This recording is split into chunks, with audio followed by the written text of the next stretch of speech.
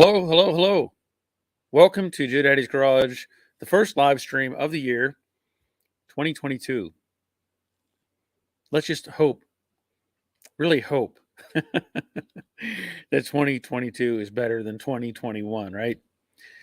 I mean, it can only go up. I hope it can only improve. I know we've struggled with a lot of stuff going on this past year, and it would be so nice to just go push that off a cliff somewhere, let it go away, and completely forget about it. But there's people that don't want to do that either. So we'll just have to do what we can and keep moving forward. But I want to welcome you. If you haven't been to this live stream before, it's mostly, we try to focus on classic cars, Mustangs, Camaros, Plymouths, Studebakers, Corvairs, it doesn't matter. And I say classic, 60s into the 70s kind of bracket. I think that's where that fits. Muscle car era, stuff like that. And we encourage people to bring up subjects they want to talk about, or if you have a question you need answered, by all means, ask the question. And if we can, which way do I point? I always point it wrong. If we can, if I can't answer the question, I always have a good group of people over here who do a good job of finding the answers or help me find the answers. Good answers, get a bell. And various comments will also get a bell. So, and depending on how I feel, you might get a bell just for being here. So feel good about that. It is currently, let me just tell you, I'm going to look on my phone. It is currently, says it's 36 degrees here in Georgia. It also said it was a high of 52. And I believe if it was at midnight because the temperature has just been dropping and dropping and dropping. This morning I went outside. It was about 34, 30 degrees, something like that. And it's not showing any signs of improvement over the next week. I know Wednesday maybe get up to 39 or low of 39. Other than that, nothing over 59 degrees for the week and lows in the 20s and 30s. And I can tell you, if I haven't, I know I've said it. If I've said it once, I've said it 100 times. I hate the cold. Hate it, hate it, hate it. And I will do all I can to avoid being cold. Even I have the heater on in the shop, which is great. I've got my sweatshirt on. And I can tell you, my hands are cold. They're cold. I don't know what it is. I just hate it. But let's see who's here. First, right off the top, is Terry Keithley. Evening, everyone. Barry, it's a new year. Let's hope it is a good one. Please hit the like button and thumbs up. Yes, that's pretty important. We want to keep that trend going. The more people hit the thumbs up or like button, the more likely other people may see this and join in. And we've had, over the past couple of weeks, we've had some new people show up, and I think it's fantastic. They figure out that, hey, this is a pretty good forum. We can talk about things. Nothing crazy really goes on here. I'm pretty low key, and we can share some information, which is always a good thing. Crash Rider, good evening and greetings from darn cold Southern Indiana. Has Joe decided if he's going to fabricate a jig?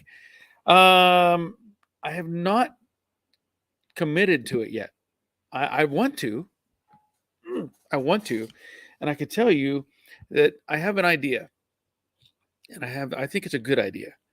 I forgot, I don't know if I brought this up the last time we talked about it, but an idea that I have is to make a jig on a trailer or from a trailer. Now hear me out on this.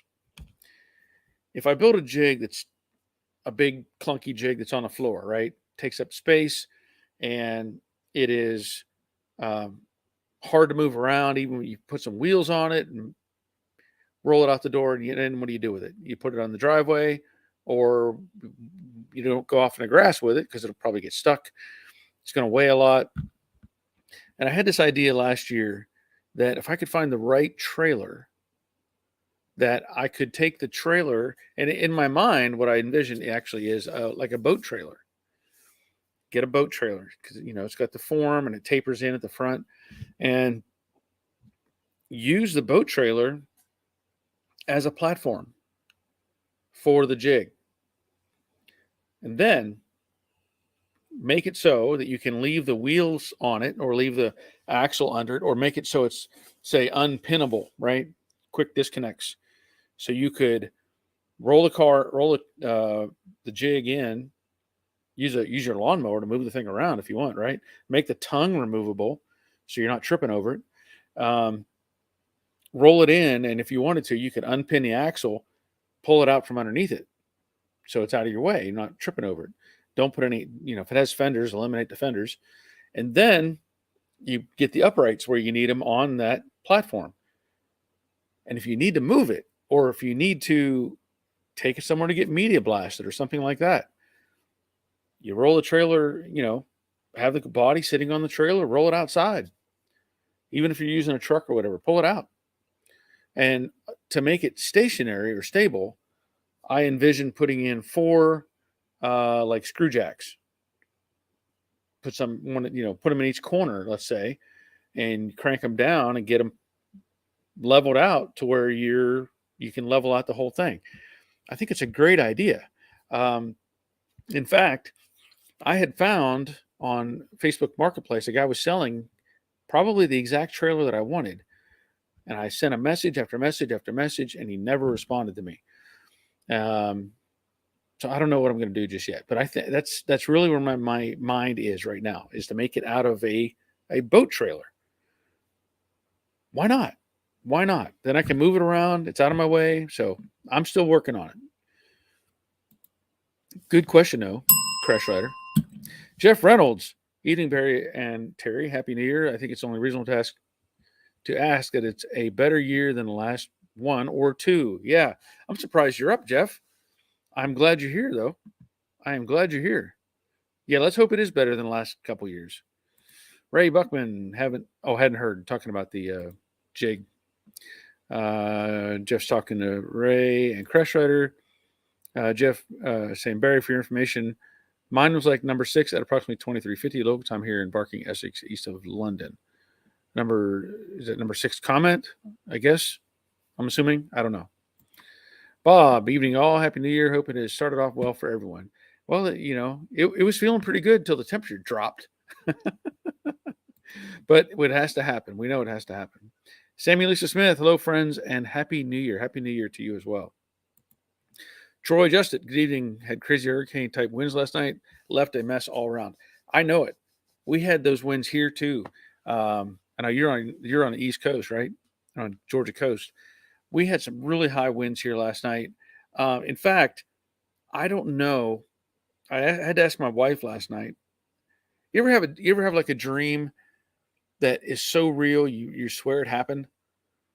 Well, I heard something last night. It was at 1:43 because it woke me up. And I thought I heard something, but it may have just been a dream that I heard an explosion, like a pretty good sized explosion.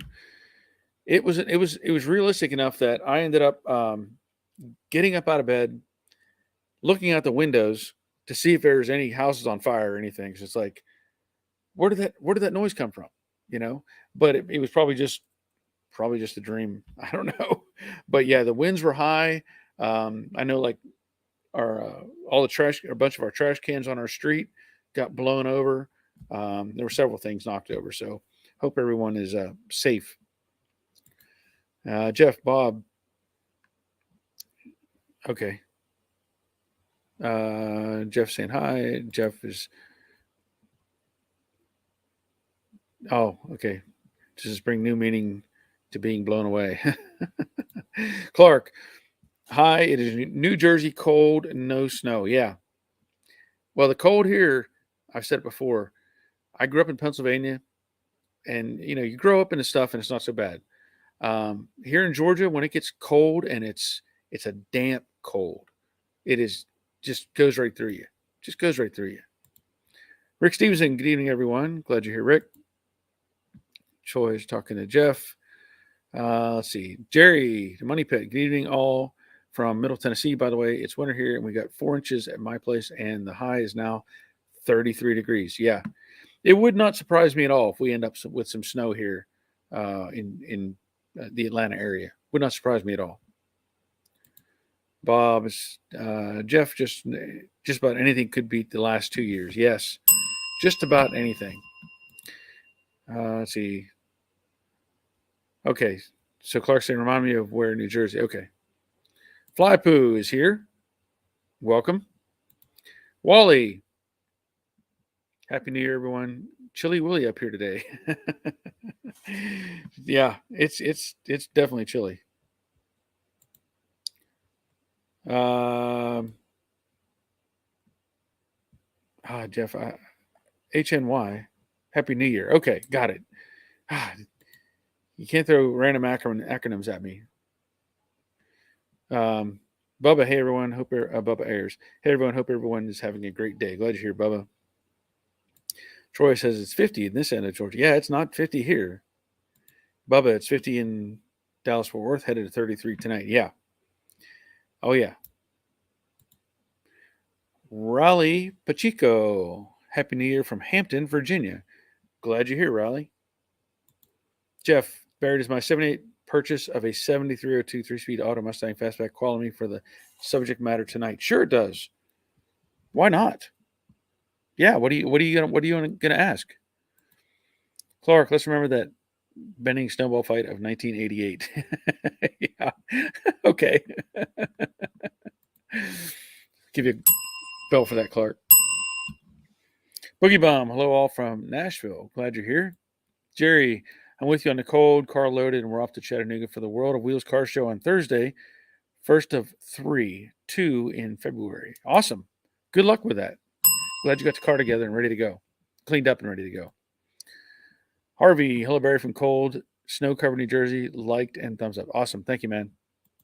Bob, good evening, Bear. I hope you had a good New Year. I'm here, but I'm late. That's okay.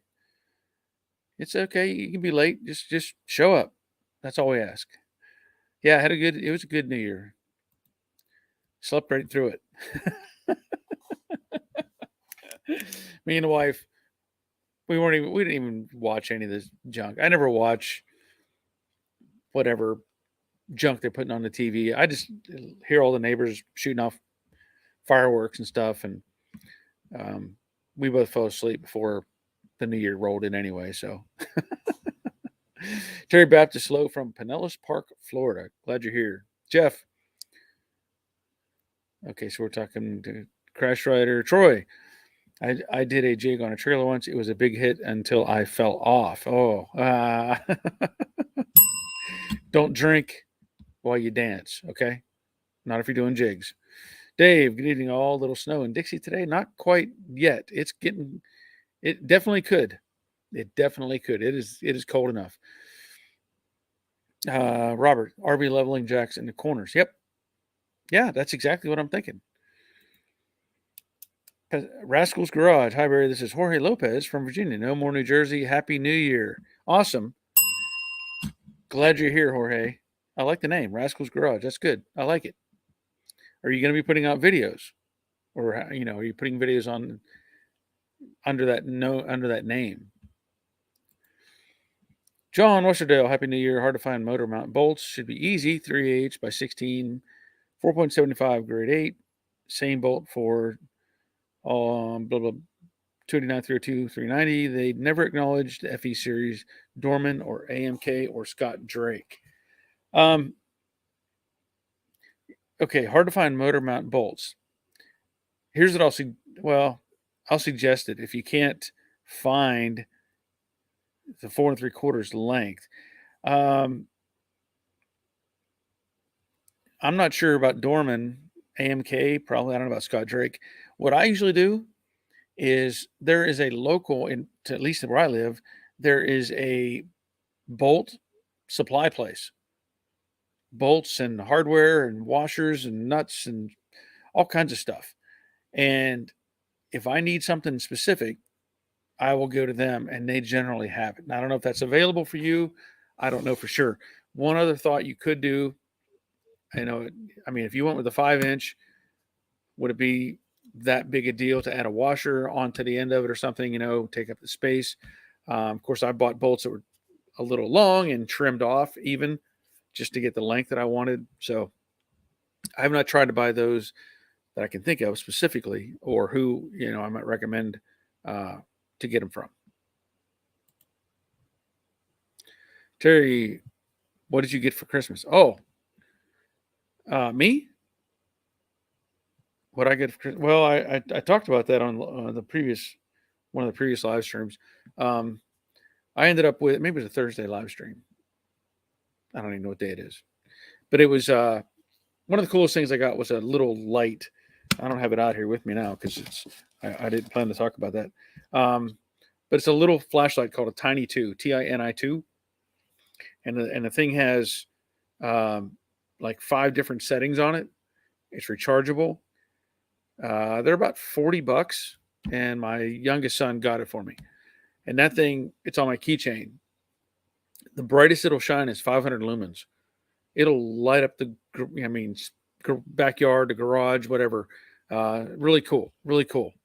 Other than that, the usual stuff. I got some chocolate covered Trader Joe's peanut. What are they? Peanut butter pretzels with chocolate covering on them. Good stuff there. And one of the things I talked about was a bottle koozie type thing where you can put a bottle into a metal one of those. I don't know I don't remember what the trade name is, but it's a vacuum canister where you can put a can in it or a bottle. So pretty good stuff.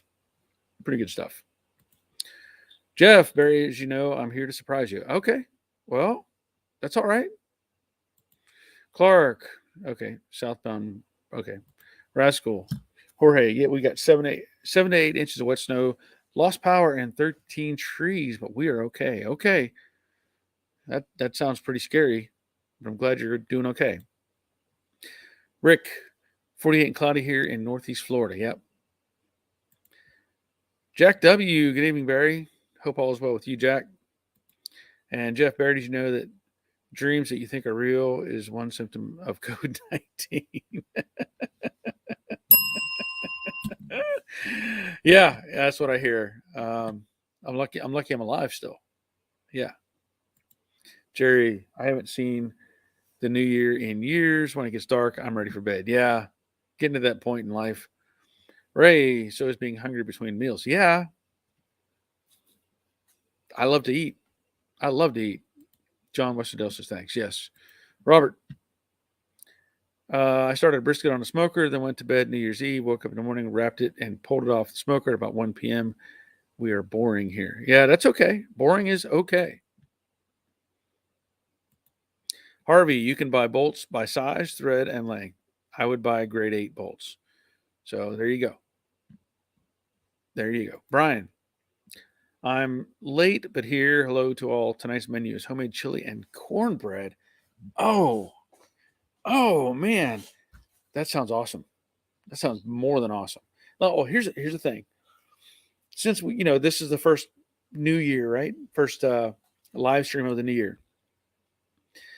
I know everybody has traditions. My family, my sister references it as the Slovak history because like my grandparents or great grandparents on one side were from Czechoslovakia. Another and my other family is German, right? So we like the kielbasa and sausages and all that sort of thing. But I know that everybody has, or I think everybody has, like a New Year's tradition. Like there's a certain meal you eat, right? This for us, growing up in Pennsylvania, we would have you're supposed to have a pork roast with sauerkraut, mashed potatoes, and kielbasa. That is the go-to thing for most of us that grew up in Pennsylvania. So I know in the South they do other things. They eat weeds. I mean weeds. Turnip greens. I call them weeds. They look like weeds. They have turnip greens and ham and as Riley says, black-eyed peas. But for us, it's always been pork roast, whatever, kielbasa and sauerkraut and mashed potatoes. That was what I had for lunch today. That was my leftover lunch. Pretty good stuff. Ray, well, I've got a pot of chili finishing on a stove. No cornbread though. Not a fan. I like cornbread. Cornbread's good. Cornbread is good. Of course, with us now, here's another thing. My mom would make chili, and she'd cook rice. So we'd put rice in the bowl first, and then put chili all over the top of it, and that was how we had chili. My wife's family would make chili and put it over mashed potatoes. It's good. It's different, but it's good. So there's different traditions that happen everywhere. Terry flew to South Carolina to visit my mom and family for Christmas. Had a great time. Awesome. I hope you had a good flight. Rally, black eyed peas and ham with cornbread, of course. Yeah, see, that's what we're talking about. I make fun because in the South, um, turnip greens are a big thing, but the thing is that they make turnip greens, and the next thing you know, they dump pepper sauce all over them because the turnip greens have no flavor, so they put pepper sauce all over. Um, I just don't. I'm not a fan of the turnip greens. Jeff, Brian B, your chili and cornbread sounds like a hell of a lot more exciting than my homemade roast chicken. Yeah, yeah. I mean, I'll roast chicken sounds good to me too. Robert, my grandmother was from Czech and liked to make halupki. I hated it. Oh man, you hate halupki? What's wrong with you? Halupki. The other one was halushki. But halupkis, I love halupkis. Yes. Sorry you don't like it, but it's good stuff. Ray, I made chili spaghetti once. Was pretty good. I think I've done something similar. Nick Moss, hello. Um, Glad you're here, Nick. I'm trying to read the comments. Jerry, our traditional New Year's is black eyed peas and cornbread of black eyed peas for good luck in the coming new year. Yep, same thing. But ours is, sauerkraut, kielbasa, and pork roast of some sort, or pork. John, a proprietor knows which little box has what. Okay. Okay. Are we talking about the bolts that we were talking about earlier? Lightning rod. Just finished up leftover pork, sauerkraut, and mashed potatoes before the live stream. Yes. Let me give you one more good bell for that. That is good stuff. That is good stuff. Barry, did you just making fun? Did you just making? Am I just making fun of? I don't know. Could be. Yeah, I don't do turnip greens. If that's what we're talking about, I don't do turnip greens. Robert, I can't stand the smell of halupki, but she made great nut and poppy seed rolls. Yes, nut rolls. Yes, yes. That's something I don't think my wife has ever taken on. She's never tried to make nut roll. Yeah, but that's another staple type of dessert food. Terry, do you jiffy cornbread to make your cornbread? Oh, um, I don't actually make cornbread. I don't make cornbread. I don't know if we're asking who the other cornbread makers. I eat cornbread, but I don't make it. Jeff, okay, hold on. Barry, I left out say. Okay, so Barry, did you just say making fun? I think I probably did. Um, Halupki. Wait a minute. Halupki is well, it's basically, and Robert can correct me if I'm wrong because my mind I haven't had it in a while. But halupki is basically stuffed cabbage, like rolled up cabbage with hamburger and like rice in it, and it's rolled up in cabbage and then cooked in a tomato sauce, and usually make a huge pot of it and just let it boil and cook and boil and cook, and it's fantastic, in my opinion. but Robert apparently he doesn't like it. But yeah, and I can't remember what halushki is either. Halushki is another one, and I can't remember what's in halushki, but halupki, that one I know. Ray, being German, we would do pork chops in our sauerkraut or kielbasa in kraut with mashed potatoes. Yep, good deal. It's good stuff. It's good stuff. Robert, yep, exactly what she made. Yeah, halupki. Yeah, there's oh gosh, there was stuff that like my wife's family is more German than my family, I think, and she used to make some sort of mashed potatoes with I don't know endive and bacon on top or something. I don't know what that was called. And I think it was endive, some sort of green leafy something, and bacon chunks. Tasted good. Brian, as to the roast sauerkraut mashed potatoes, do you mix them? Like cover the potatoes with the others? Sounds good. If so, yes, I do. I do. I take the bowl or plate, throw the mashed potatoes on, and I take the pork roast and uh, shred it up. Into shred it up into chunks. Put that in, and sauerkraut on top. Stir it all together. Heat it up.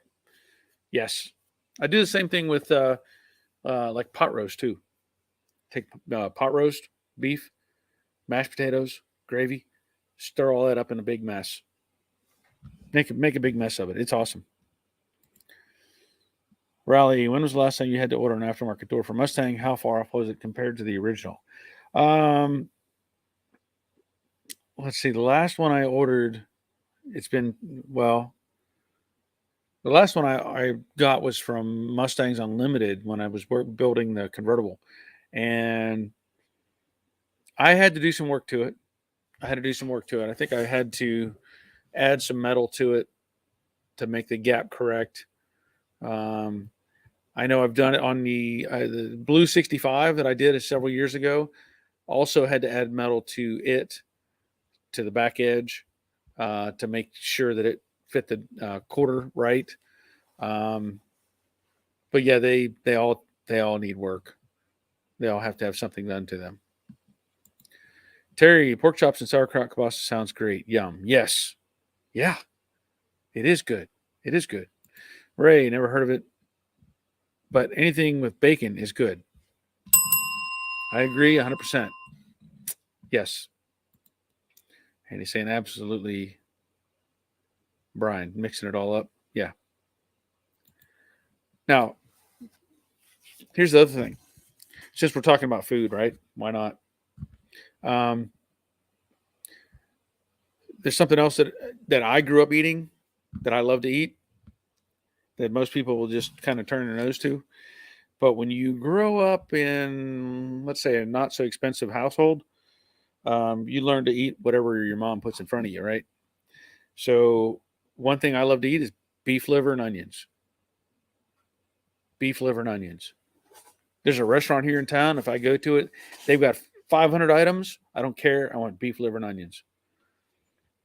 Call me crazy, but that was something I grew up eating because it was a cheap steak.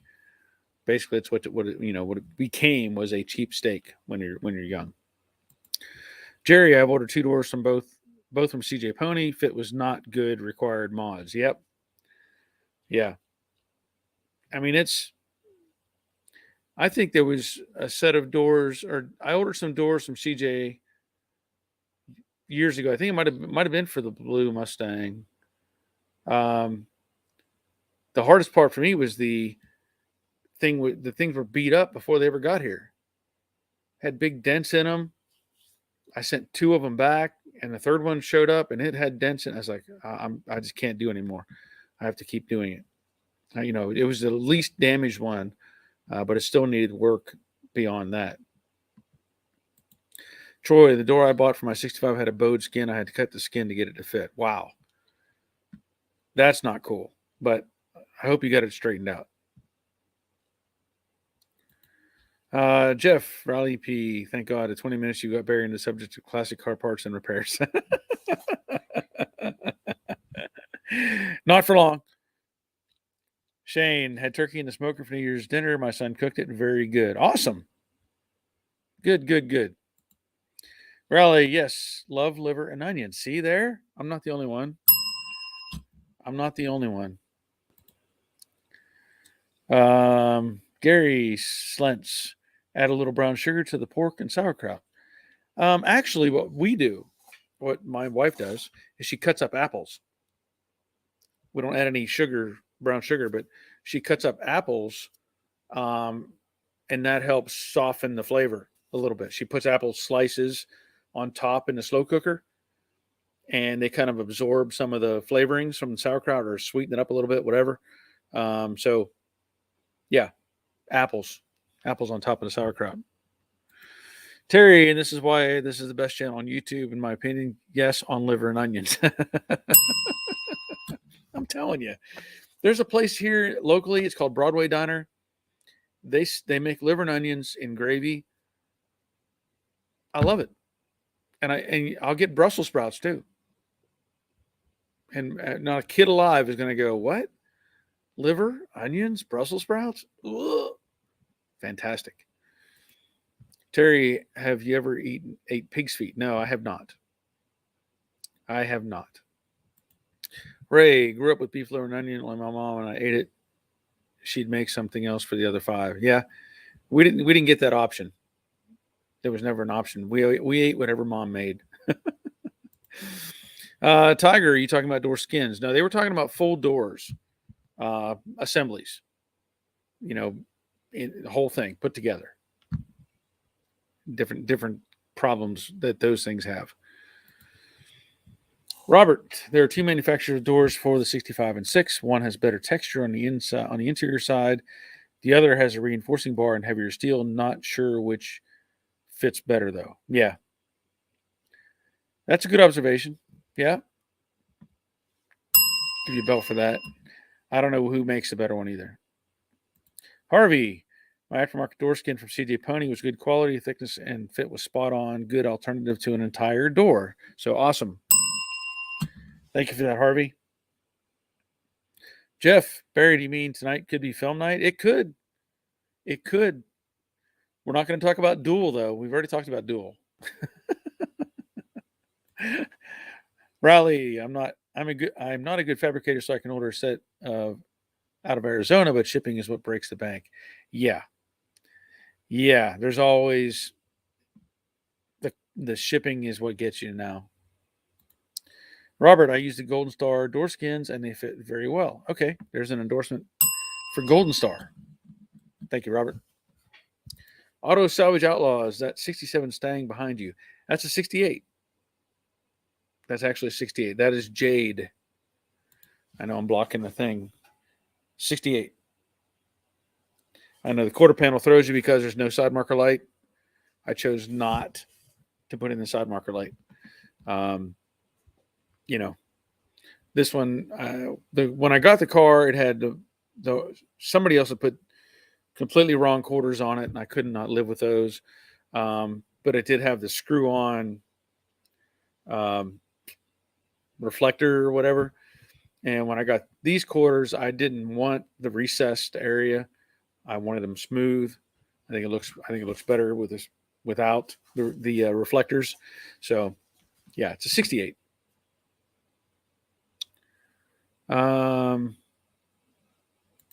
Terry, did your parents not let you leave the dinner table when you finished your dinner? Pretty much. But the problem was there was 4 of us, and it was usually just enough food for us to have. Usually. And I can tell you this. We probably went through a gallon of milk at every supper and a loaf of bread. Yeah. Because at the end of the meal, that was your dessert. A loaf of bread with butter and jelly on it. That was dessert. Loaf of bread, butter, and jelly. So, Auto Salvage Outlaws, love the color. Thank you. It is misleading. That is actually Gulfstream Aqua. We've talked about this several times. The color, if I can show you, if this helps, is actually more green, more greenish.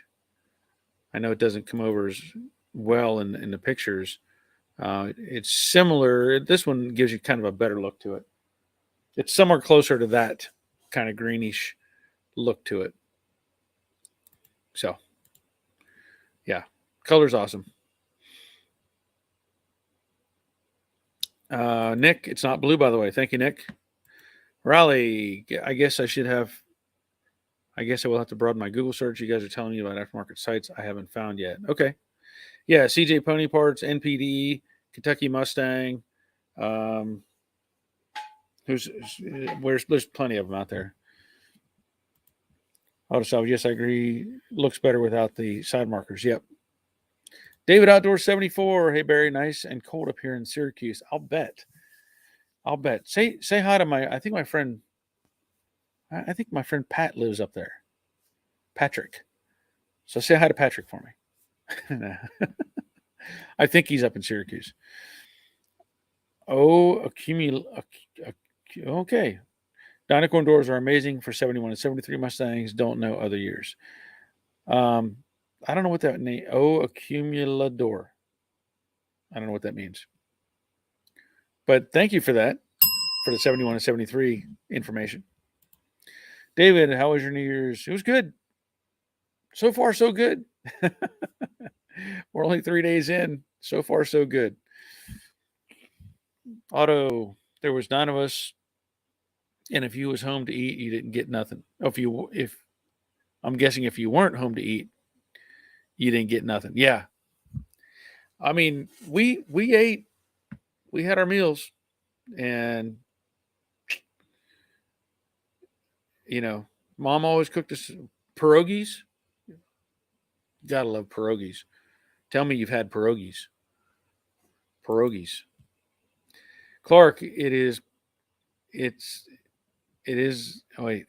blue, but Barry insists that it's green. He had head trauma. I did. I crashed the go-kart. Go back and watch that. Shane, do you have a food-related junkyard story that would cover all bases? Oh man. I don't know that I really have anything specific. Can't really put the two together. Can't really put the two together. Nothing I can really think of. Sorry. Ray, it's okay. Is it legal to get rid of side marker lights? Been thinking about it on the 74 vet. I don't know that anybody would really notice, honestly, if you didn't have them. It's supposed to be a safety thing, but 74 vet, are they really going to go, oh, that's a 74? That is, that has to have them. I'd say just ditch them. Depending on what state you're in. In Georgia, we don't even have to have doors on the car, so there's a lot of things we can get away with here. But Nick, an entire loaf of bread with butter and jelly. Dang, yes. Well, not each of us. We didn't each get a loaf of bread. We basically had a loaf of bread that was dispersed among 6 of us. Good call, Nick. David Outdoors, Jade is beautiful. Thank you. Appreciate that. Auto salvage. Right had a new Mustang. Oh, had a new Mustang that color. Yes. Cool. David is saying hi to Pat. Did I miss Pat? Oh, you're talking about my friend Pat. Sorry. Terry reminds me of the parallel all fruit TV ADA. What?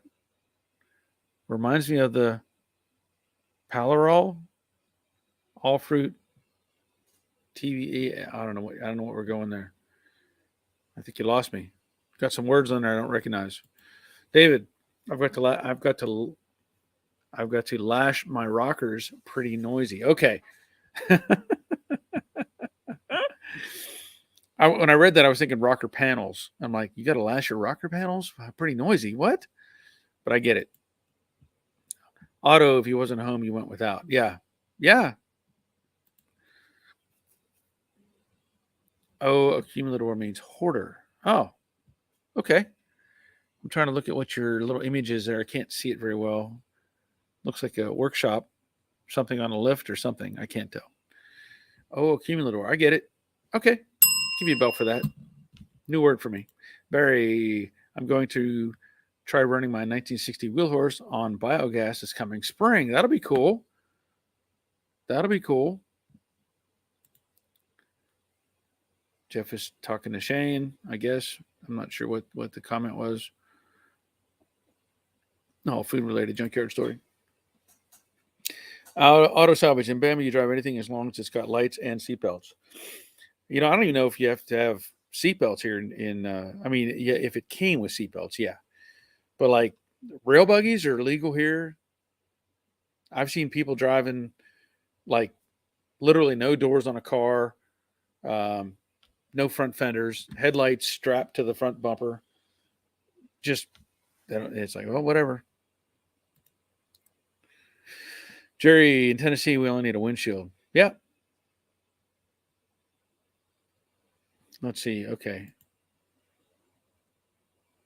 Polliner? I don't know what you're saying, Clark. Are you guys skipping over the vowels here or something? What are we talking about? Terry, I meant to platter. I meant I meant to platter all fruit. Okay.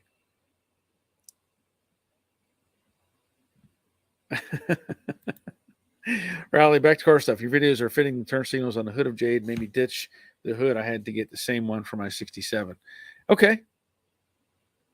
So you had a stock hood with nothing, no inserts in it. I think it's just a cool thing. For the most part, you can't see it coming down the road, and it's a visual thing for us. Um, you can see the blink, and it's kind of cool. But you know, um, I like the way it shapes the hood. It kind of has that, the recessed comes up and out. So I like it. I like it a lot. I like it a lot. David, hit the like button. Yes, and thumbs up by all means. Terry Baptist meant to.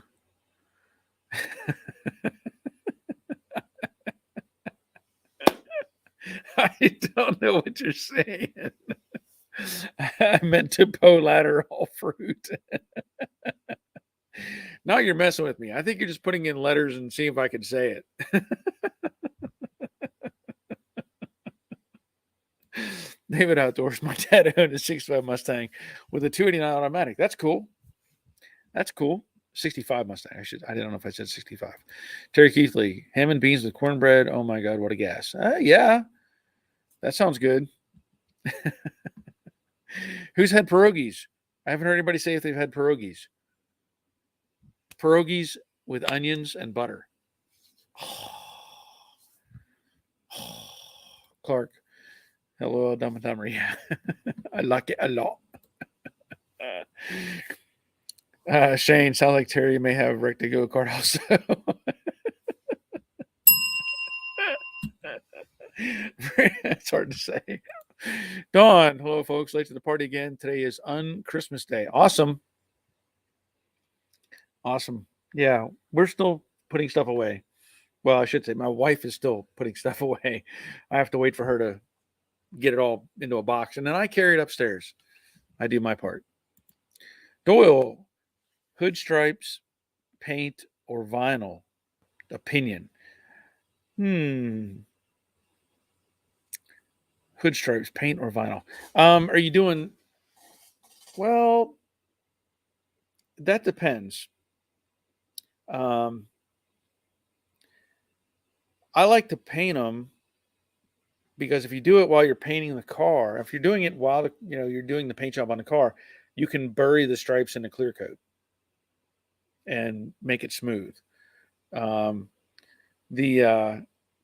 you do the vinyl, you're not going to want to spray paint or clear over top of that, obviously, but it does make it to where it could be removed if you decide you don't like them later. So there are some pros and cons to that.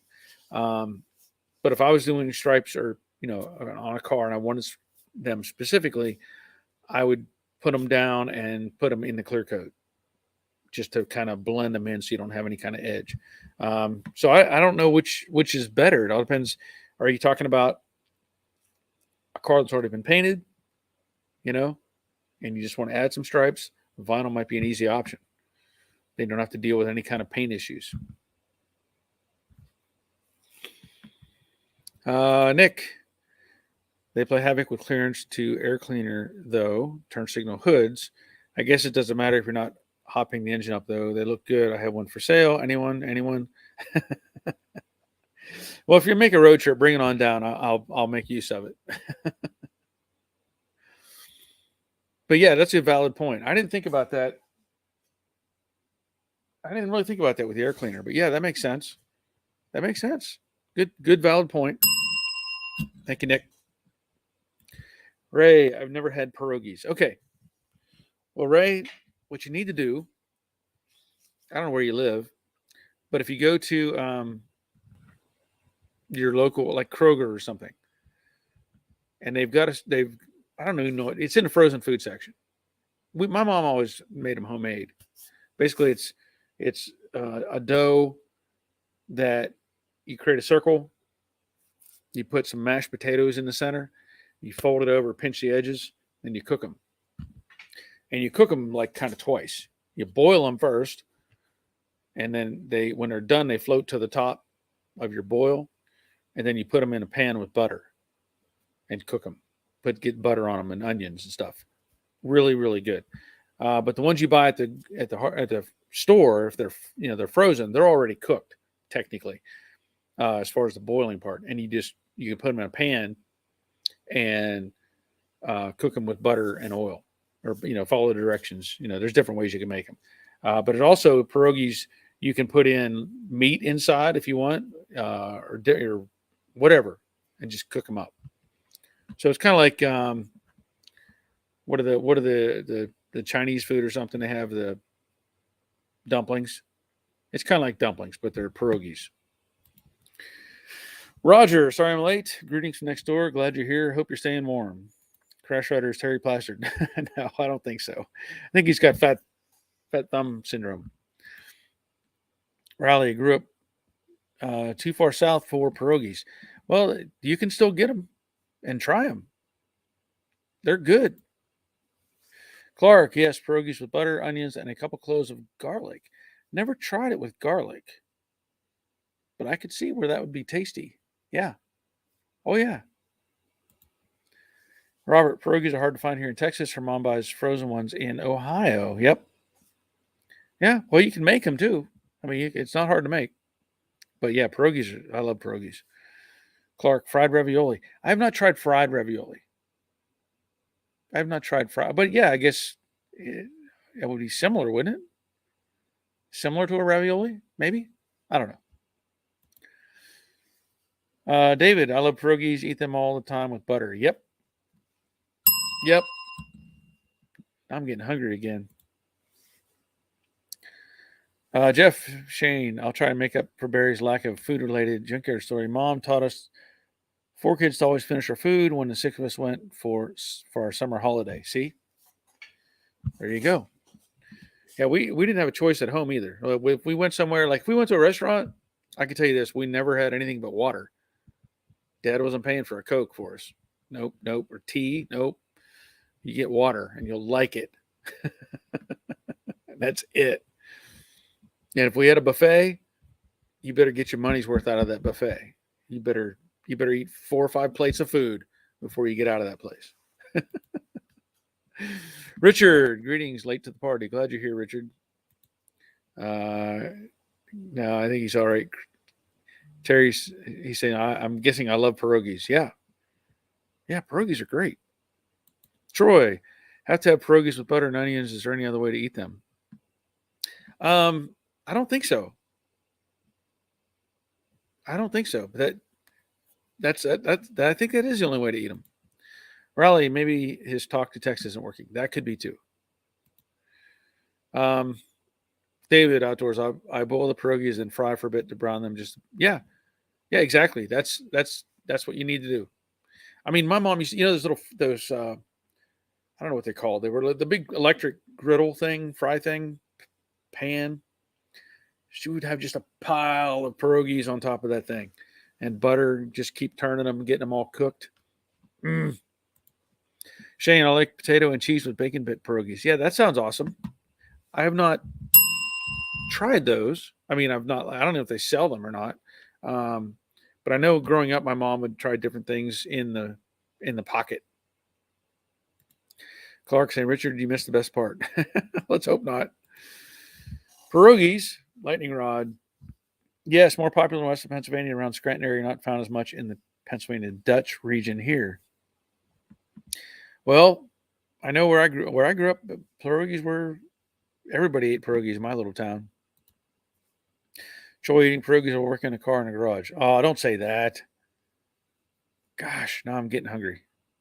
Jerry, paint is good on stripes. I would not clear coat vinyl stripes. Right. Yeah.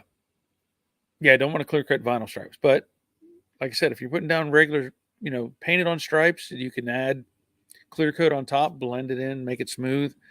That's why I would do it. Troy, back to car stuff. Yeah, well, I'm not against that. David, how does Jade sound, Barry? Well, I'm not going to start her up. Not right now, because I'm in a confined space. And next thing I know, I'll be passed out on the floor from fumes. Terry, I love pierogies. Yes. Yes. Jeff, our landlady served more and more food every evening. It was only on the last night when we couldn't finish all the food that she told us that she thought she wasn't giving us enough to eat. That's crazy. That's crazy. Yeah, because you feel like, hey, I have to eat this. That's how we were all. I think bulk of us were raised. If your mom or somebody gave you some food, it was up to you to eat it. And I actually had to break that with my kids. At first I was like, yeah, you eat everything, blah blah blah, and then eventually it was like, I don't need to do that. Just take what you're going to eat. Don't throw anything away, which is kind of how I put it. David, my mouth is watering. Yeah, I'm hungry. Terry Baptist, can I have the recipe for pierogies? Or what are we talking about? Because I don't know which recipe you're asking for. I don't know how we're getting on subject of food again. Ish 419. Hello all. Glad you're here, Ish. Oh, accumulador. Never thought I'd learn about food here. Nice, good vibes. Yeah. Hey, I mean, we're not limited. We're not limited. It's nice to talk about cars, but I feel like we're all in a whatever age bracket where there's a lot more to life than cars, right? Um, and it's okay to talk about those things. Bill Goebel, let's hit the like button, guys. Yes, by all means. Nick, is there anything special with the painting fiberglass? The fender will have a flat satin black on the top, and size will be limited. I think might be going single stage. Bad idea. Um, I can't say there's anything hypercritical about painting fiberglass. Um, Now, I don't know what condition it's in. I'm assuming it's in a gel coat, right? Basic prep would be the same. If you're going to be sanding on it, you could add body filler to, smooth out any flaws, get your build primer on there, sand it out. Um, I don't think there's anything really in particular that has to be done. I know like the dune buggy that I have, when I reworked it, the that thing had a bunch of flaws in the body, and we actually sprayed it with I think they call it slick sand to smooth it out, and it worked. It did what it was supposed to do.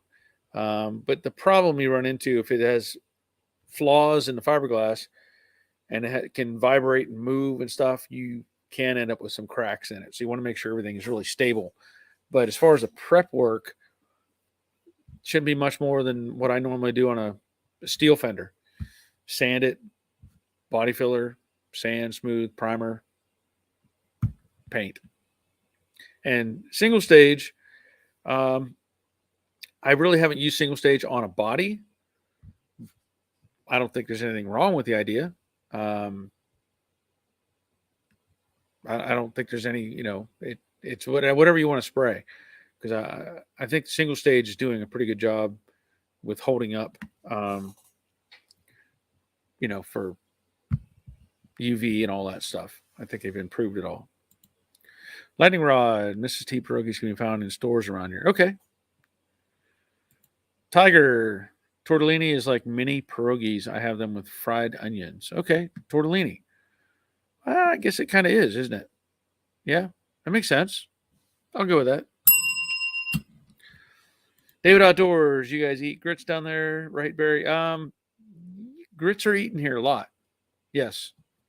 What I've learned, like when I went in the military at Fort Benning, they would give us grits. I had no idea what grits were. I ate oatmeal. I never had grits.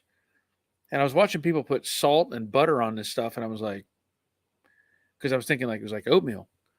And I'm over there putting uh, sugar and maple syrup on, trying to sweeten the stuff up. But the way you do grits, if you really want good grits, you use cheese and chunks of sausage. Cheese and sausage chopped up, cook them in the grits. Awesome. Good stuff. Nick, fiberglass hood will be the same black, Trans Am style. Final decision on paint scheme for sure. Okay. Well, prep work is going to be very similar. Very similar. Yes, we have a bakery nearby that makes fresh pierogies. Oh, that sounds awesome. That sounds awesome. We don't have that hit in the South. I can tell you that. Terry, recipient. Dad have recipient. Dad have to roll you out the front door? Yeah. Okay. I don't know. Ron, hey Barry, I'm late again, but better late than never. I'm glad you're here. Jerry, happy New Year to all. Need to have dinner with. Go have dinner with my wife. Oh, glad you're here, Jerry, and glad for your input. Have a good day or weekend, and we'll see you, or week, I should say. And we'll see you Thursday. Clark, if you're near Austin, Texas, there's a place called Hill Country Pierogi. Well, if I'm ever near Austin, Texas, I'll have to remember that. But thank you for that. Yes, Robert, take all you want, eat all you take. Yeah, that was definitely how I taught my kids. If they learned. Doyle, it's still hard for me to leave food on the plate. I understand that. I had to learn to not eat the food that my kids left behind, because I was it's wasted.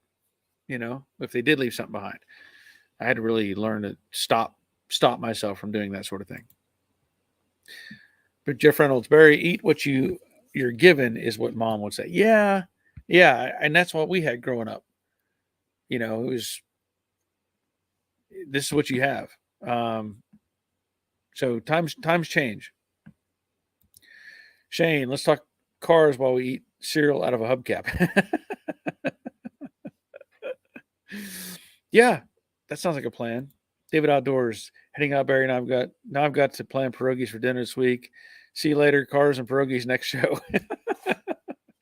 That sounds awesome. Cars and pierogies. What's Barry eating in his garage? Riley, just noticed the gas tank behind you. First motorcycle. No, actually, I don't even know why I have that. That's from a little Honda, like a little Honda 50. And that was, it actually had hauled some metal to the scrapyard. I'd just taken some metal there to get rid of it. And I saw that tank and I said, hey, what's up? Do you mind if I take that? And he's like, no, I'll take it. Fine. And I liked it because I know you can't see it very well, but it's got some dents in it, but it has the good Honda logo on the side. I just thought it was cool. So I just left it, hung it up on a wall. Artwork. I guess Jeff is saying Doyle, not Royal. Same here, I think, is what he's saying. Yeah, still hard to leave food. Robert, Body filler is technically a form of fiberglass, and paint sticks fine to it. There you go. Ray, fiberglass. Use a good sandable primer, sealer, and paint and clear of you off you wish. I won't be using single stage going PPG all the way on the Corvette. Okay. So good information. Use a good sandable primer, sealer, and paint and clear if you wish. So there we go. Crash Rider. New title for live stream: Cars and Coffee and Cuisine. You know, I'd probably have more people watching that. I'd probably have more people checking in to see what's going on. Ron, hey Barry, I need some advice on repairing and painting the urethane bumper on my 73 Mach 1. What is the best thing to repair? A couple of tears on the underside. Then can I spray with epoxy primer? That's a good question. The urethane, so it's got some torn, a couple of tears. You'd probably have to look at what's available as far as okay, here's a couple options. Let's just say I've seen a variety of ways that these have been fixed. Some of them are better than others. First of all, how visible is it? It's probably the biggest question. What I have seen people do is create, and I'm not saying this is the good suggestion for you. I've seen people drill holes in a pattern like for sewing, drill holes, take like safety wire and loop them through, tighten them up, and keep the seam together. I've seen people do that without adding anything else to it. If it's not real visible, it's going to be hard to see. Another thing you could look at is they make these plastic welders. I say plastic, but they sell these welding pieces, these kits that come with different types of plastic. And I'm sure they have them for urethane.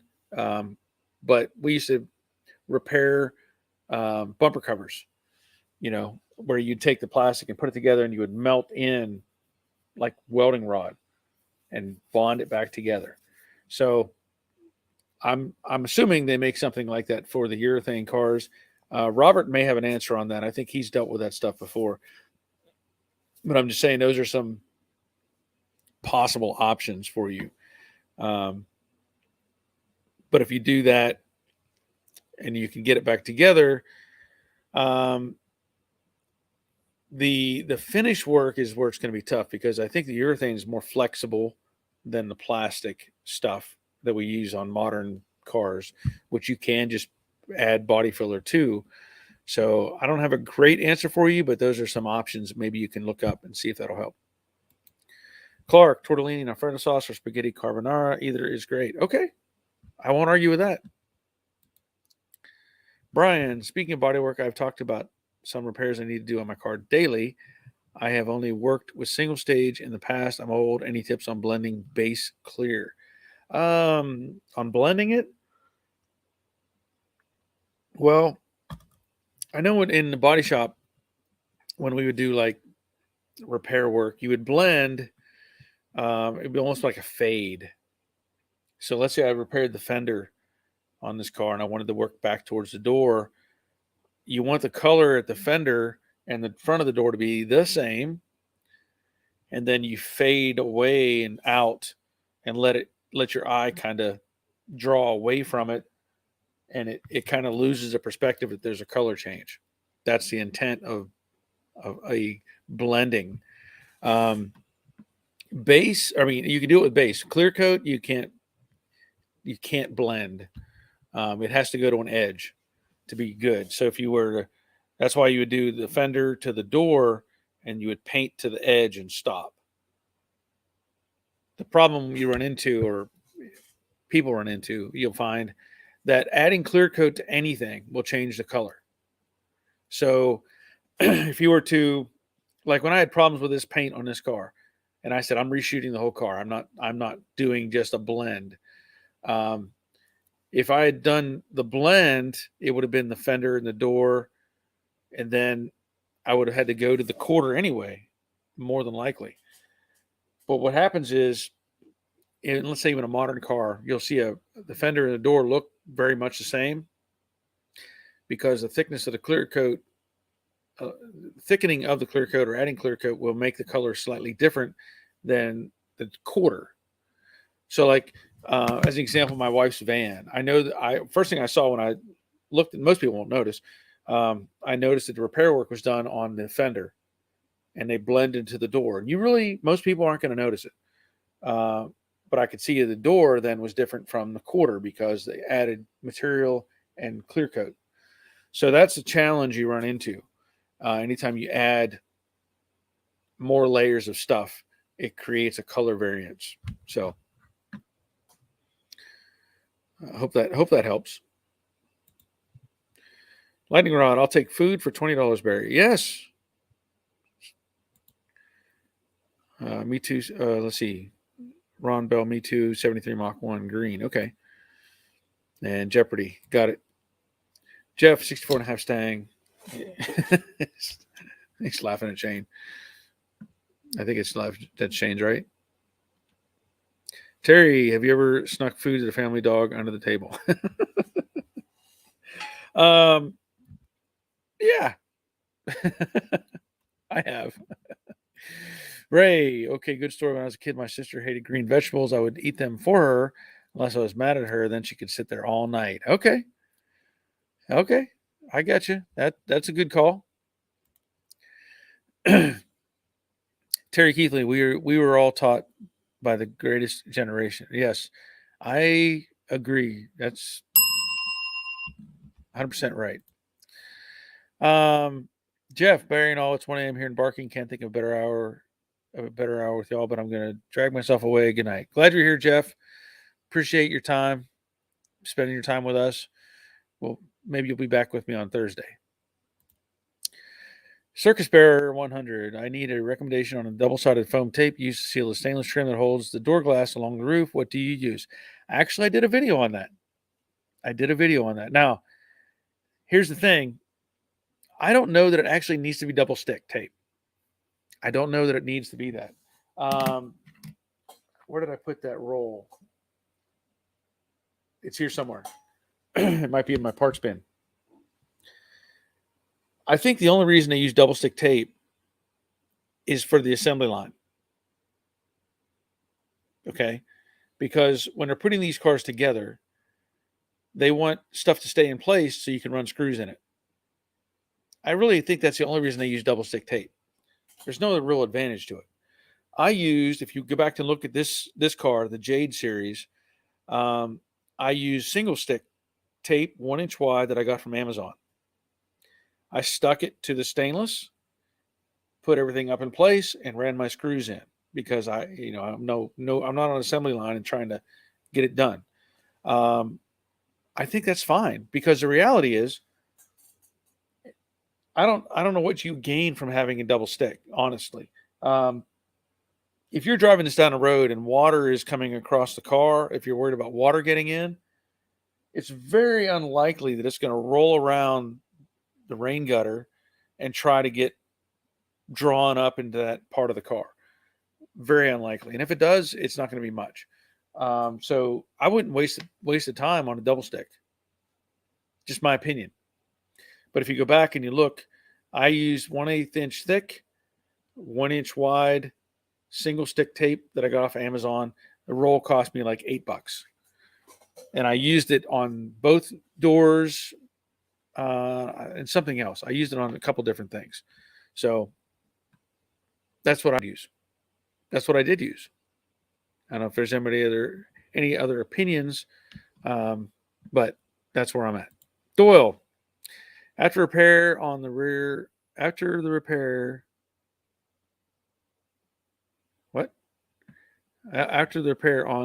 the bumper, can you add long strand for strength? Are you talking about the urethane bumper? I mean, you could try that. I don't know how much flexibility of where the tears are, I think Robert has a better answer here. The Infernal Craftsman, there's a tool that you use to embed wavy shaped wires on the backside of the tear to stabilize it. Then use a plastic welder to fill the gap. works on the 80s urethane part. So I knew you had a better answer. I knew you had a better answer. And that's a great answer. Now, I don't know where you get the kits at. I'm sure they're online somewhere.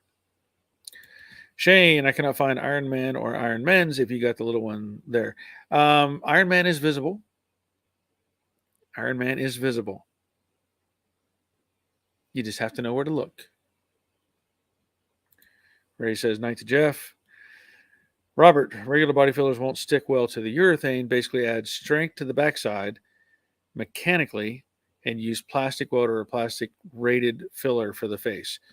Very good. Again, I knew you would have a better answer than I had. Troy, got to go. I'll catch you on Thursday. Glad you're here, Troy. Terry Keithley, take care, Jeff. Okay. And Doyle says, yes. Okay. And Night Troy. Yes. Okay. But yeah, Shane, there's an Iron Man visible. He is visible. You just have to know where to look. That's all I'm saying. Oh, Rally, don't give it away. Rally, you're not supposed to tell him. You're supposed to say, I found him. Don't ruin it. Don't ruin it. Okay. Let me tell you what's going on. You know, I've been doing my update videos on Patreon. I put those out on, typically Mondays. I do a update for what's going on in the shop and around the shop, what I have in mind. The Honda Civic is I should be releasing the video tomorrow, I think, part 6 on a Honda Civic, and I don't know what happened exactly. Everything's fine, but when I filmed it, I painted all the panels is what I did. So I did all the prep work on the panels, and I had filmed some segments, and they disappeared. They disappeared. I use this camera, same camera I've been using for years. I probably should get a new one at some point, but this is my regular go-to video camera, and this is my Osmo. This is my one that does like time lapse, and I can also do tracking shots with this, to where it can track me moving around. The problem with this one is the audio is not that great, so sometimes I have to record both, use the audio from this one with the footage from this one. Anyway, I filmed some stuff, and it disappeared. I thought I was done. I had actually taken all the stuff out of the garage. You know, the paint booth is where I have the Honda. Taking everything out of there, and I was cleaning up, and I thought I better go check my footage or whatever. So I went to check it, and there were segments that just never made it. Never made it. So I had to bring stuff back into the garage, into the paint booth, and reshoot some footage. And of course, with that, when I'm rolling through a sequence, and I'm filming stuff, I start off with, hey, this is what I'm doing. Here's what it looks like. Show the sequence. Maybe show some updates in the middle. Get all these things going. And here's what it looks like when I'm done. So I'm trying to do that stuff. And when I lose footage like this, which is very rare, when I lose footage, then I'm out of sync. I'm like, what did I say that I wanted to say in that last part and I just kind of get all out of sync on it. Anyway, so currently the Honda is in the paint booth, ready for reassembly. All the panels are painted, and I just have to put things in place. So sorry. So the video tomorrow, though, should come out tomorrow, is about prepping the panels. And also, I used some different stuff in that video. I didn't have any sealer. I used my 2K high build primer as a sealer, let's say, which don't not really what it's intended for, but it's what I used it for. Um, I shot it with some kind of this paint that I got from a random paint store. It's not PPG. And honestly, this I was surprised at how well it turned out because I used this generic paint. I used some reducer that I've had sitting around probably, like 20 years. Roger knows, maybe even longer than 20 years. It was Limco paint or a reducer that, if I remember, we bought Limco to paint the 79 Malibu. Yeah. And that's what I dumped in with that paint. And then I sprayed it, and the color was fantastic. I couldn't believe it. I mean, there was no flaws in the color whatsoever. And then I shot it with clear, and of course, clear's got some texture to it. Little orange peel. That's normal. But I'm not making as a driver. I don't really care. I'm not buffing, not doing any of that stuff. So anyway, all that stuff is ready to go. Probably tomorrow, I will make a video putting all the pieces on the car and get it ready to put up for sale, because it needs to go out the door just like about everything else that I have in here. Just about everything else that I have in here. But that's where I'm at. There was one other thing. Oh, I had trouble with, and I talked about this on the Thursday live stream. I had some trouble with that Black Widow paint gun that I've been using. And the problem is there's an O-ring that failed. And so air was getting past the air control valve, and it was just creating a sputtering effect. So I ended up switching off to my generic guns that I've used in the past.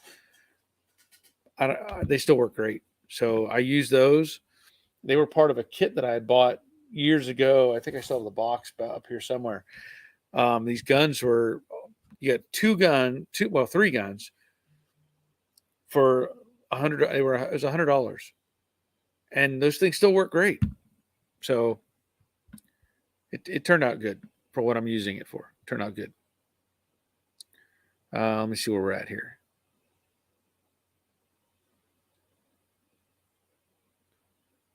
Okay. Ray, I saw that episode where I guess a parts supplier was giving you grief. I think Friday or the weekend. Yeah, there was somebody. I'd actually posted on Facebook.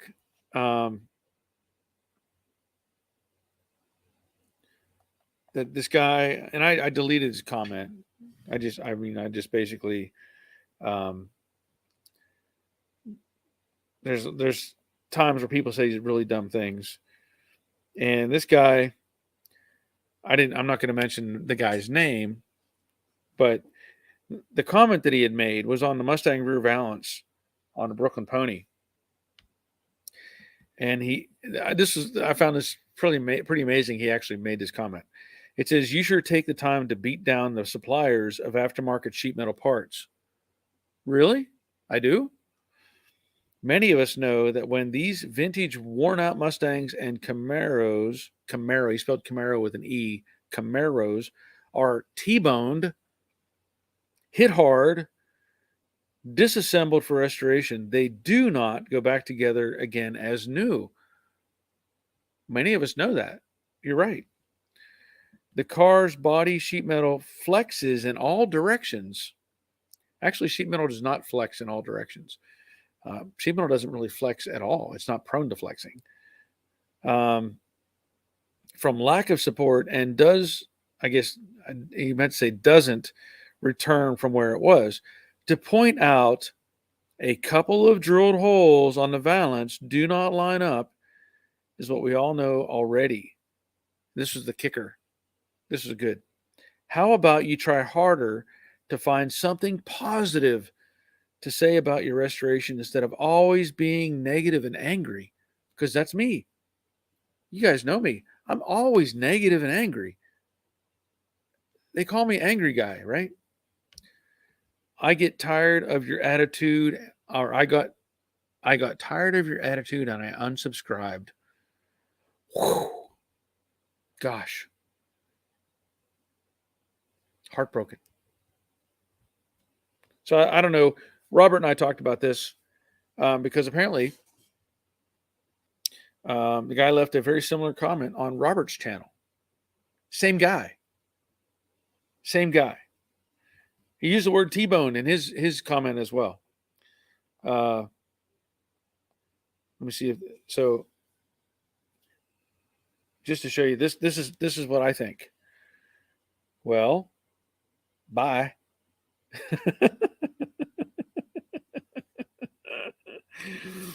I I get it. And what we were talking about, Robert and I were thinking maybe he works in the supply chain. Maybe he is one of the engineers that has to accept or reject, metal, and his job relies on people buying junk and having to fix it. So just kind of the way it is. Because I'm the angry guy. Y'all know me. I'm just angry, angry, angry all the time. Yeah, it says it disappeared with 2021. Talking about my footage. Yeah. Circus Bear, awesome foam tape advice. Thanks, Barry. Plastic wire welding kit on Amazon. 50-watt hot stapler plastic welding machine. There you go. There you go. Robert, there is a plastic welder machine on Amazon for $30 that will embed the wires in a urethane bumper. Very simple soldering gun style tool. There we go. Awesome, awesome. Dawn, been having video trouble as well. File has black screen, but the audio is there. Yeah, well, another problem I'm having, or I have had, this little camera. Let me tell you, this is awesome. This is the DJI Osmo OSMO. I've made videos on this camera on my other channel. The first one I had was screwed up, and I thought it was me. And I sent it back, and they sent me another one. The little thing works great. This camera, the Canon, does great. Even my phone does great. The problem I have is my GoPro. I have a GoPro Hero 7 Black or whatever. And I've had some really great video out of that thing. Incredible footage. But the problem with GoPro, at least from my see, is if you try to use the footage from the GoPro into another company's editing software, it fights with it. They've got some sort of format built in. They want you to use the GoPro editing stuff first and then put it into another format if you need to or whatever. So I've kind of shied away from the GoPro. It's just causing problems.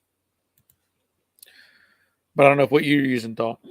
Sorry, I don't know what you're using, Dawn, but I've fought with the GoPro before. And I know Robert loves his GoPro. He's talked about how much he loves a GoPro. And Robert says, that's it. Just don't let it melt through the panel on the other side. Talking about the plastic welder. Doyle, is it worth it to buy an inflatable paint booth if you don't have one, or just straight plastic inside my garage or paint outside? Thoughts? Is it worth it? That's up to you. I know Grease Rookie used one of those, and it looked like it turned out good. Other people I've heard have used them, and they've turned out great. The only concern I have is, what do you do if that thing shuts off? Like, I know one guy, he's had one, and it was pumped up. It lost power, and the thing collapsed on his wet car. So I don't know what the parameters are. How, I don't know. Then there's a lot of variables when you hang plastic inside a garage, depending what your end goal is. You can run into problems with just about anything. But a lot of people have painted in an open space just like this and had them turn out great.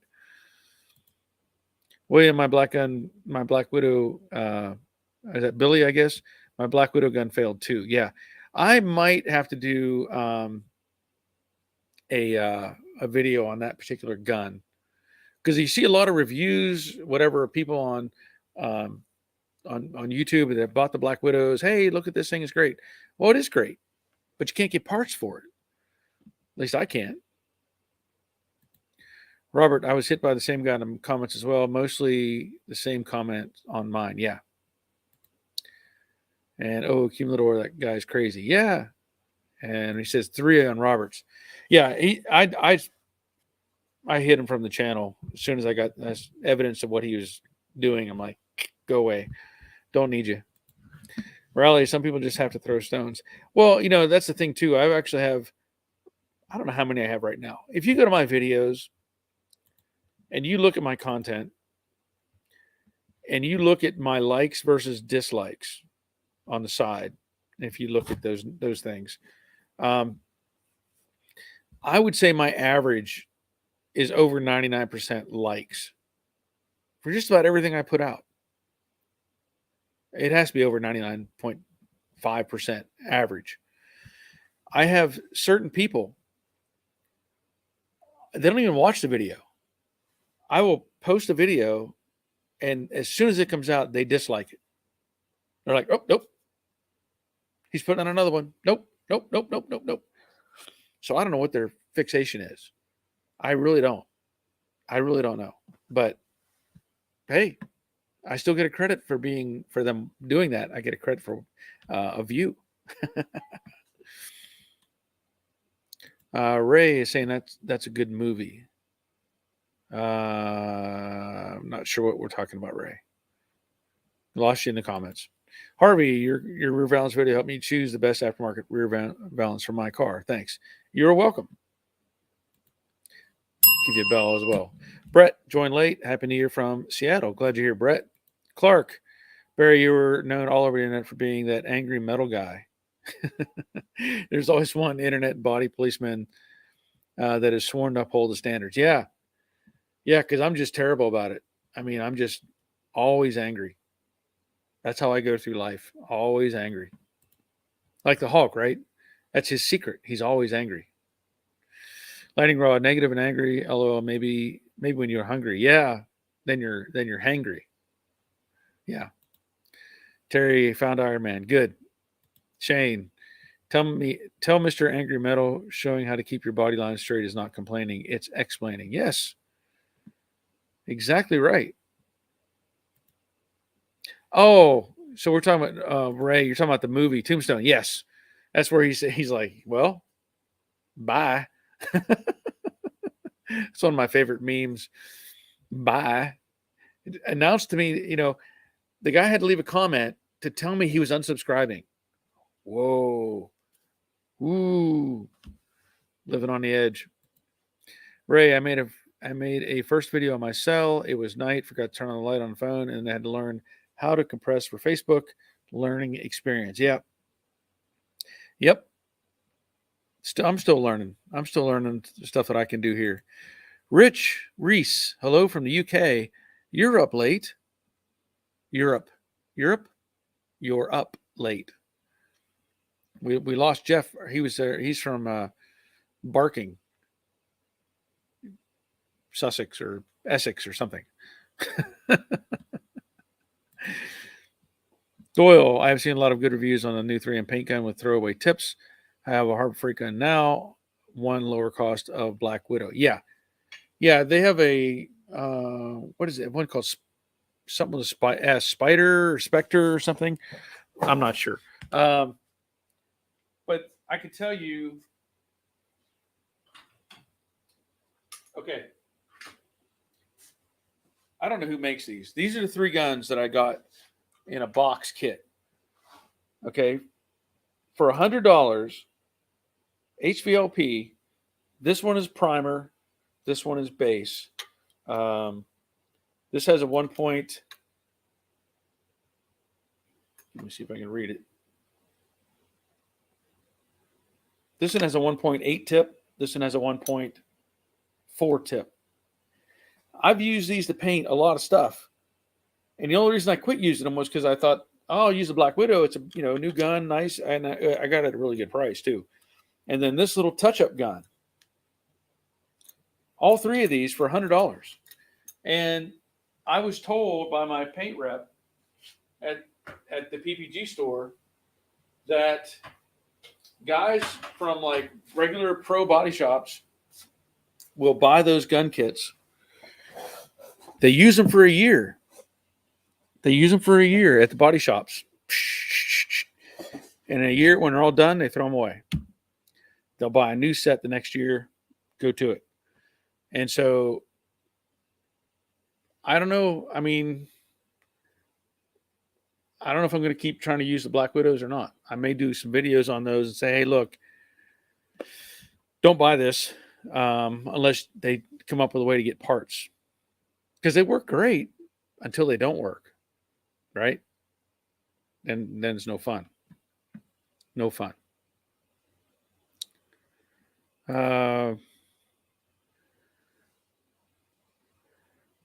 Robert, I was told I'm taking too long to just throw it together and get it on the road by summer and start another project. My thought is send me a check for 20 grand. I can make that happen. Yeah. You're taking too long. Wow. Gosh.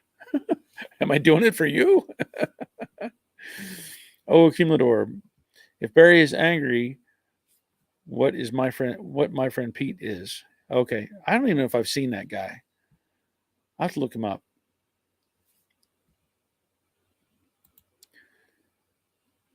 Rich saying yes. Yes, that's UK. Yeah. Spectrum. Yeah, that's the other brand from Harbor Freight. Spectrum brand. I was looking at those too. But again, I don't know if I'm going to be doing much more painting. Honestly. Paint stresses me out. I'd rather do sheet metal work all day long. Weld, grind, repeat, cut, weld, grind, repeat. And that actually makes me happy.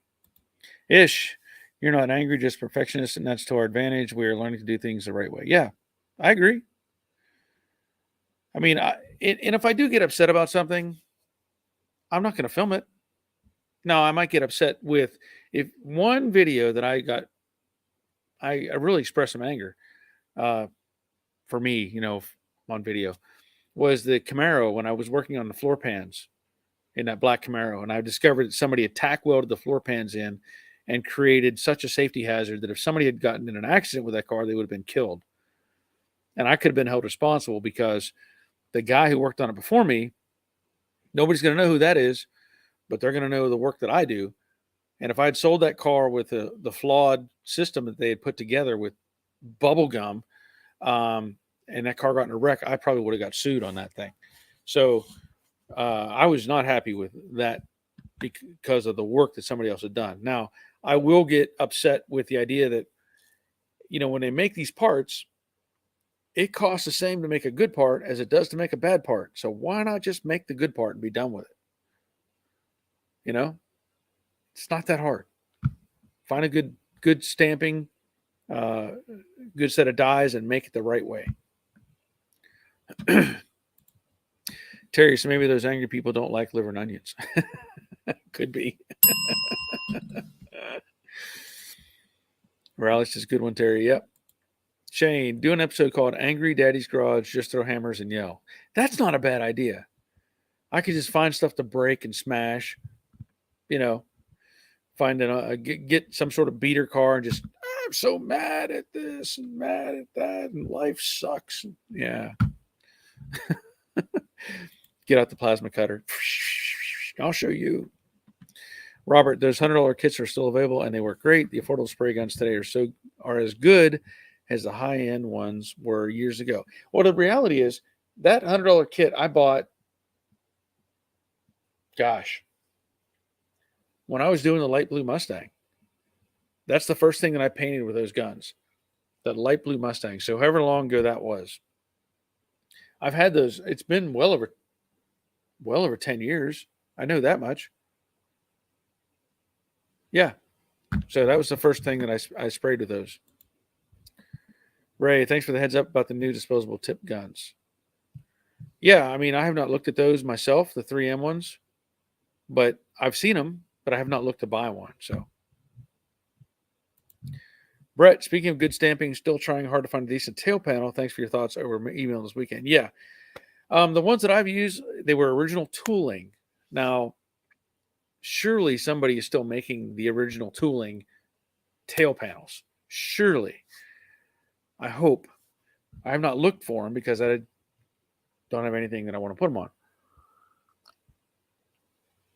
on. At least not at this point. When I go to the 67 doing the fastback conversion, I'll have to find a tail panel, but that may come with the full kit that I get if I can find that kit. Clark, whoa, slow down! Don't let angry berry consume. Don't let the angry berry consume you with anger. Yeah. Oh, one other thing that I looked at another Mustang. Me and Roger went and looked at another Mustang this past week. Whatever it was, yesterday. I don't even know what day this is. It'd be yesterday, or was it Saturday? Gosh, I don't even know. Must have been Saturday. We looked at another Mustang, a 67. Guy had it on Facebook. It's on Facebook Marketplace. And they were listed it with, or how did they have it listed? 67 coupe with a 306 engine, the 306. What did they bored over 10,000s? I don't understand. Said it had a 306 with dome pistons, but the crankshaft was bad. Needed a crankshaft. Said he had a C4 to go with it or something. Anyway, they were trying to sell this thing for $3,500. And the pictures looked okay. Looked okay. And the guy was like, it's almost ready for paint. No, it's not. So he had apparently, I think the car was drag raced. And let me see if I can pull up a picture or two here and pull these, if it's still on there. I'll just do one here.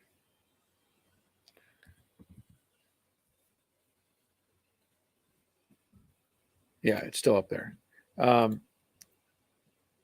anyway, he was trying to, he had knocked the price down to $2,500 or something.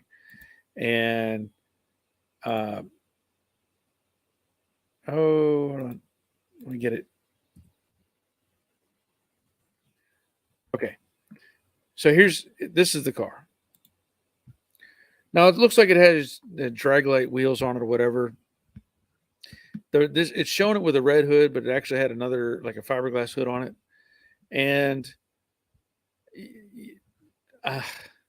we go to look at it, and the car was bad.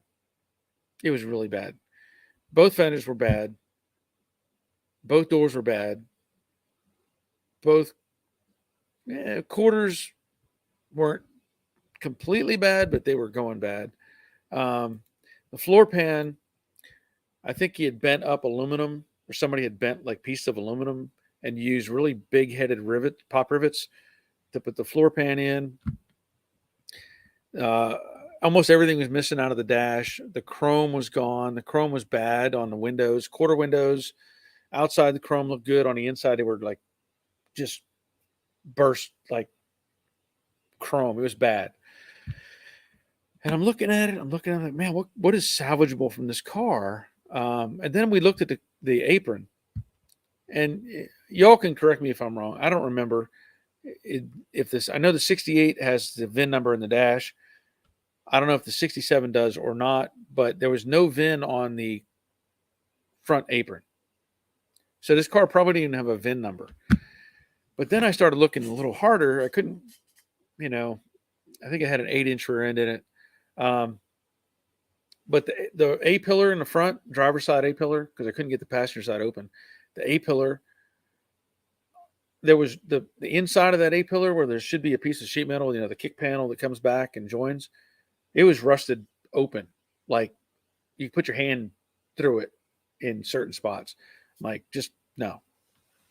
This car is not something that, no. And he was talking about it was almost ready for paint. And you could see the quarter panel like in this picture. All the from the roof line to the quarter was all long strand fiberglass Bondo. And up on the fender, this was Bondo, but like the inside lip of the fender was rusted off. It was just no, gotta go. We walked away from it, thankfully. Might have been worth $200, honestly, if it had a good VIN number, but no. Let's see. Clark, whoa, slow down. Okay, sorry. Where are we at?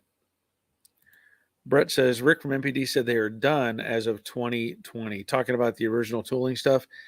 You know, somebody needs to pick up the ball on that one. Somebody. If I don't know what it would cost if we could call AMD or something and say, look, why don't you make some original tooling tail panels? Because nobody else is going to make them. I don't know how hard it would be to come up with the tooling, but that's set. Ish, don't call me Shirley. Yes. And it was Saturday. Raleigh says I saw the same thing about NPD. Yeah. Robert, all the original tooling is done. The stamping plant that was making them returned the dies to Ford as it wasn't profitable for them to keep making those parts. NPD bought the remaining inventory. Oh, paint ready is always a joke. Yeah. Ray, some used part sellers are crazy that they're offering up. Of course, the price of cars has gone up to a ridiculous level. Yes. Well, I'm hoping, like I said, this car is probably going to be sold this spring. It's probably going to be gone this spring. And I'm hoping there's somebody that really wants it and is willing to pay what it's worth. Hope so. Dawn, if a body shop wants the car to be primer ready, how far am I supposed to take the body work? I don't know. You'd have to talk to the body shop. I would say if they want it to be primer ready, they want all the body work done. Like, done. Smooth, ready to go, ready for primer. And then from there, all they want to do is prime it, block sand it, maybe prime it a second time, and then paint. If they want it primer ready, they don't want it. They don't want to have to do any kind of body work. Ray, Dawn, probably as good as possible because final paint will show every defect if you don't make it as straight as possible. Yes. Ish. On some models, you can find a second VIN at the top of apron under the fender on passenger side. That's correct. That is correct. On the 68, it actually should be a double stamp VIN on the apron. Should be one visible, one hidden. And I think it's the same on a 67, I think. And I mean double stamp, like side by side. I actually have an apron from a car. Well, an apron that was on this car, it was a totally wrong VIN. Somebody had smoothed it out with Bondo, to hide it because they salvaged the apron from another car. So this car has a VIN in the windshield, which is good. But on the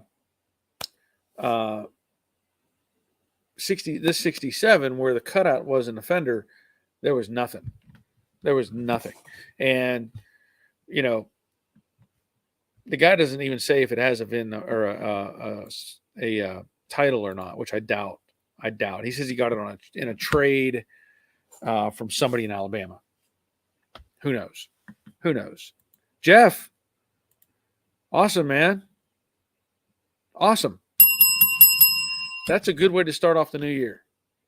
Thank you, Jeff. Appreciate that very, very much. Very, very much.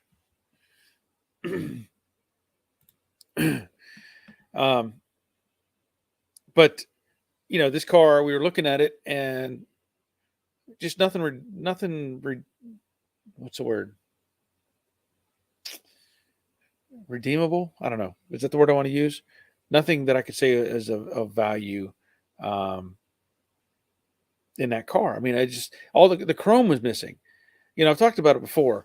Whenever you're looking at these cars, anymore, a 65 and 6, any of these cars that are coupes, They don't sell the stainless that goes on the door, or the roof there.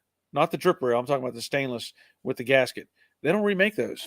Um, so to me, I'm going to try to salvage any of those. If I find a car that's junked, I'm going to save those.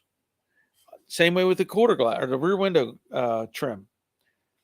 I don't know if they remake that or not, but I'm going to try to save that because you can't find it. But this car didn't have it. Didn't have any of those pieces. Didn't have the front trim. Didn't have the rear trim. Um, yeah, it was not a pretty car. It looked good in that picture though. That's the thing. You get a picture like that and you're like, oh wow, yeah, it doesn't look bad. But then you get up on it nice and close and you go, yeah. Honestly, I don't even know if it still had those wheels on it. I don't remember. I was just so shocked at how bad the car really was. Because the guy was like, yeah, it just needs floor pans and you're ready to go. It's all set, ready to go. Yeah, right. Let's see. Raleigh, they say that there's a spot on the rear section that has the VIN stamped, but I haven't found it. On the rear section of the car? Because I don't know where that is. The only VIN numbers that I know of, like on a 65 and 6, you're going to have one on the left front fender exposed. You're going to have one on the passenger side under the fender. Those I know about. And of course, the one that's stamped on the door data plate. 60, 4, 5, and 6. 7, I don't know if it has a VIN number in the windshield. I know it started doing that in 68, and it's weird they put it on the passenger side. And of course, the VIN number would have been stamped in the fender, double stamped. So, Ray, great show tonight, Barry. Everyone have a great night. Catch you Thursday. Yes, that sounds like a plan. Glad you're here, Ray. And Raleigh, trying to send a pic of my once in a lifetime deal on my 67, but my grandkids aren't here. Okay. Well, maybe you can get them to send it later if you want to. You can send it to my email, and then I could use it, later in another live stream. Clark, I bet that car was all leftover junk that someone had bolted together trying to recoup any money left in their scraps. Well, there wasn't much that didn't. Honestly, the color was all the same. The color was all the same. So I think it was just a tired car that had been seen much better days. It was a 5-lug car. Had clutch pedals in it.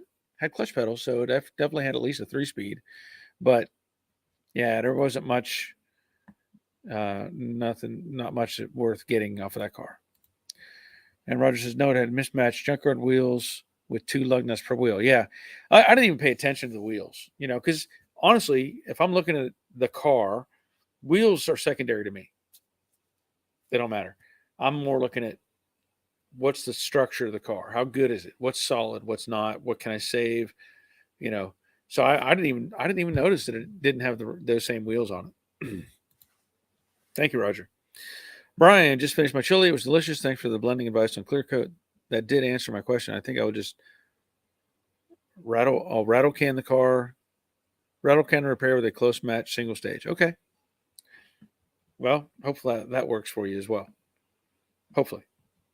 Yeah, the clear coat, blending is a challenge.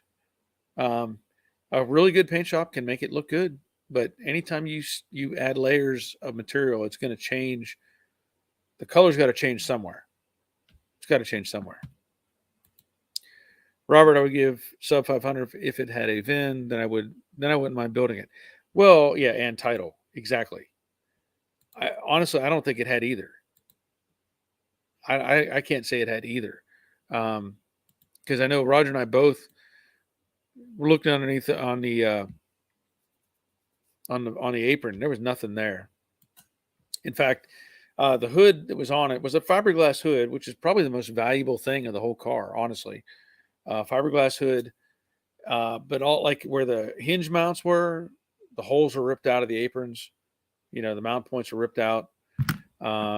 It looked like it had good frame rails. You know, the front and rear frame rails looked good, but it would probably make a good fastback conversion car because there was rusted. That's right, it was rusted out. The deck filler panel was rusted through where it meets the quarter, right by the bottom of the glass. It was rusted through there. On the front, it was rusted on the outside where the cowl and the A pillar come together. It was I could see rusted through there. So it would have taken. It was a do over. It would be a complete do over, and nah, nah. Again, he'd have to drop the price tremendously for me to be interested in it. But I am still trying to find that one guy that worked at the local tire store. He had said he had driven. It was his car in high school, '68, that he wrecked, and it's parked at his cousin's place, or was parked at his cousin's place. I still need to verify or find out if that car exists, and if it does, I might be picking it up. See what's left of it, because I don't need much to build one. I can start with door hinges. About all I need. About all I need. Okay. I can feel it. My voice is getting rough. That tells me I've got to get off the air. I have to go.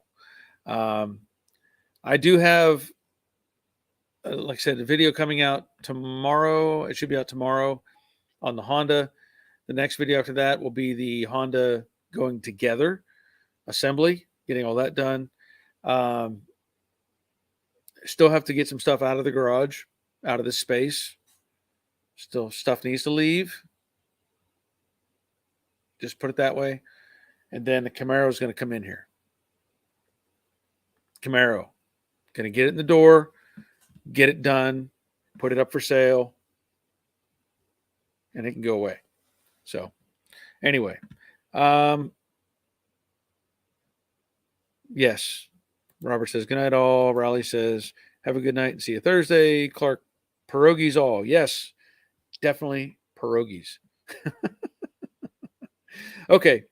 So hopefully my voice feels better. I know it's rough right now, but Thursday we'll be back here at 3:00.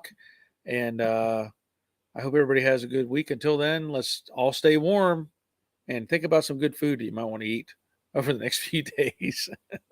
Pierogies, halupki, all that stuff. But that'll be it. And until next time, take care of yourselves. See ya.